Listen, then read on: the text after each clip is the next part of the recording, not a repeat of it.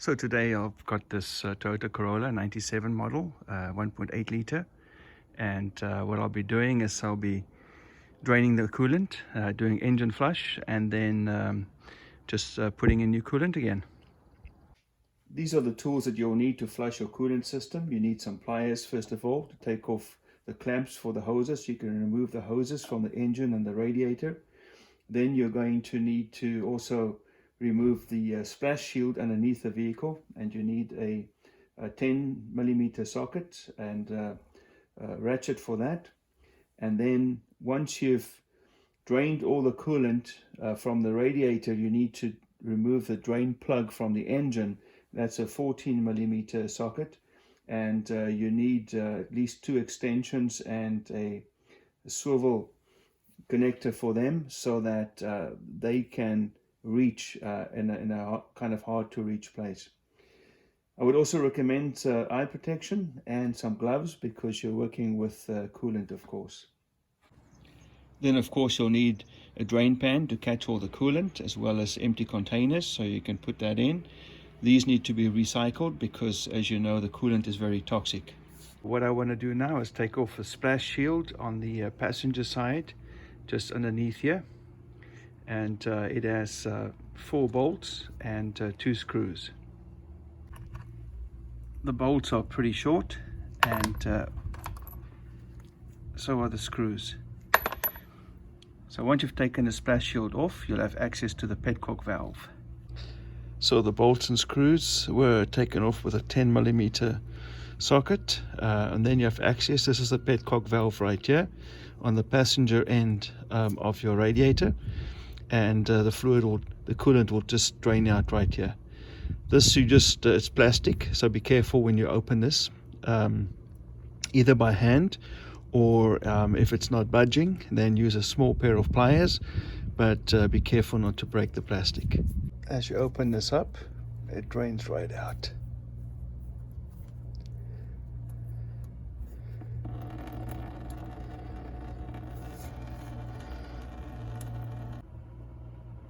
Your coolant is going to drain much faster if you open up your radiator cap. Just allow some air to get in there, and that'll speed up the process. So while I'm waiting for the coolant to drain, I'm going to remove the overflow tank and just clean this up. So the next thing I'm going to do is remove the air filter and this box over here. It gives me access to the thermostat, which sits down there. So to remove the air filter box here, you just this is a 10mm bolt. You loosen this up, take off the air duct, and then there are 4 spring clips like these on the 4 corners of the box. Just remove that, remove the top of the box, and I'll show you what it looks like underneath. There's also a sensor at the back here that you just need to pull out. Once you remove the top of the box, you just take off the air filter. It just lifts off, and then you'll see inside the box, you clean out some debris that you find in here, and you have 3 12mm bolts that you just take out. So it turns out that these 2 were 12s, and that was a 10mm at the back there. So now you're going to take out the thermostat. It sits over here just underneath your distributor, and you're going to take out the sensor here, and then there are just 2 bolts, both 10mm, keeping it on, and I'll show you where they are. So here are the 2 nuts holding on the thermostat housing. That's the one up top there, and that's the one down there at the bottom.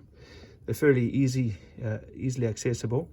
They're both, as I said, 10mm, but be careful because they're made from aluminum, and so you don't want to mess them up. So the sensor right here has a clip on the side. Let me just see if I can show you. You just push with your finger over there at the bottom, clip that up, and it pulls right out. Alright, so now you have access to the 2 nuts. This is the top one.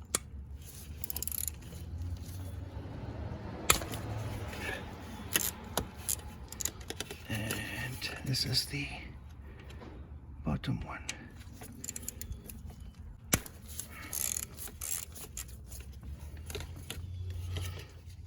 Just be careful you don't drop these, because it's going to be a pain to try and find them here in the engine.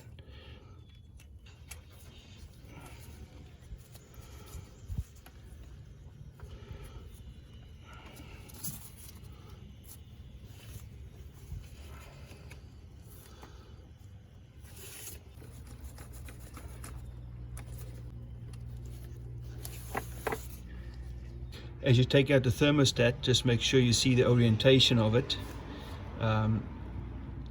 There's a small release valve at the top here, where my finger is, and that's about in the 12 o'clock position.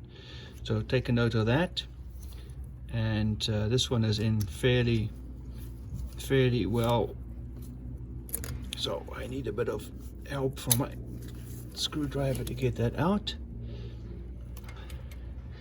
There you see the little valve right there and the orientation that was in. And the other thing that you notice is that the long side, the long part of your thermostat goes inside the engine, and the short side is on the outside.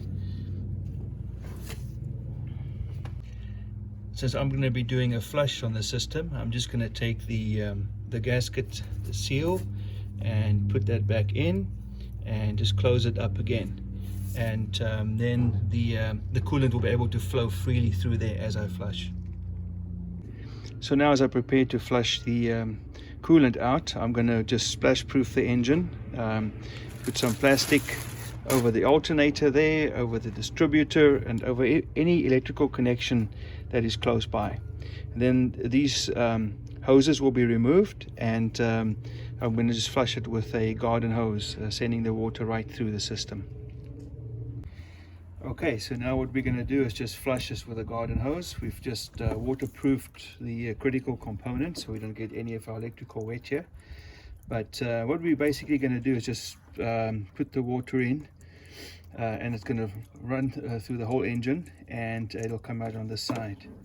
And you want to stick your hose in and open it up, and let it flow, and there it comes out. And you want it to flow until it comes out clear. At the moment it's not clear yet, and you've got to have your drain pan underneath to catch the coolant coming out. But you want to flush until everything comes out nice and clear. It's looking much better already. Once it's clear, you're going to reverse the process, and you'll put your hose in on the other side.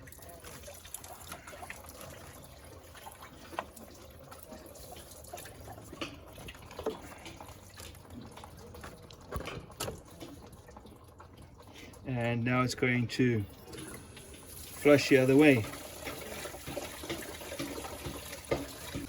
So once that's running nice and clear, then you're going to flush your radiator. So now we'll flush the radiator. We'll put the garden hose here in the top hose, and then we'll see it come out the bottom.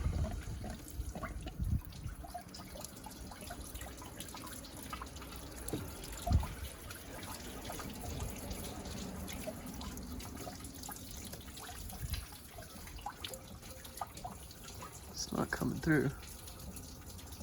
It just takes a while. There it comes. And once again, you want to flush until it's all clear.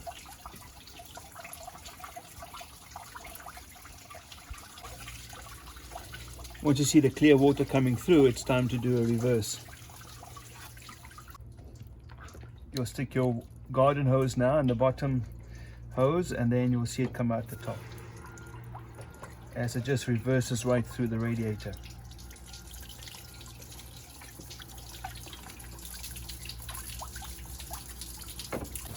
Same thing here, just run it until it's clear. Now that you've flushed the engine and the radiator with the garden hose, it's time to open the Petcock valve again and to just drain out all the tap water that's in your radiator right now. Now I like to use a vacuum and just blow off all excess water.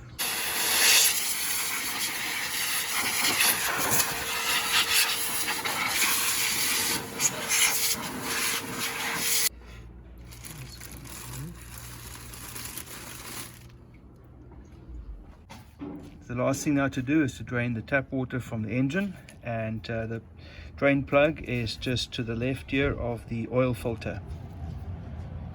I'm pointing to it right now. It's a 14mm bolt, and you just loosen that up, and all the coolant or the tap water now that's left over in the engine will come out.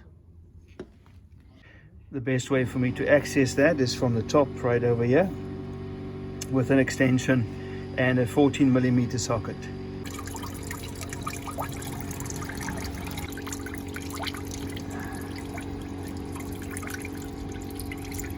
So when you put your new thermostat in, you might be able to use your old seal or gasket, and if it's still in good shape. So then just make sure it seals properly all the sides, and then you put this in. And as we said, the orientation is very important, so you want your little release valve to be on top there, as is such.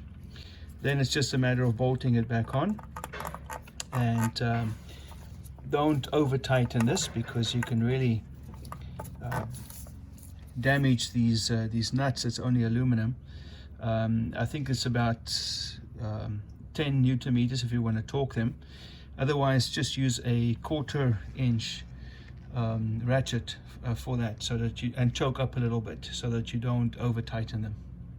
So one of the things you want to do is maybe just put a piece of tissue paper in the front of your socket, and then you put the nut in. And what happens then is it doesn't fall out when you try and position it. You want to make sure that you tighten them alternatively, top and bottom, so that there's an equal amount of pressure as you close this up.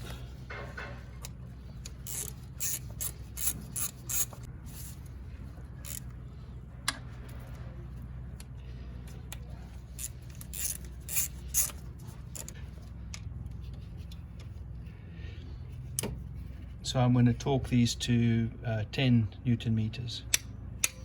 There we go.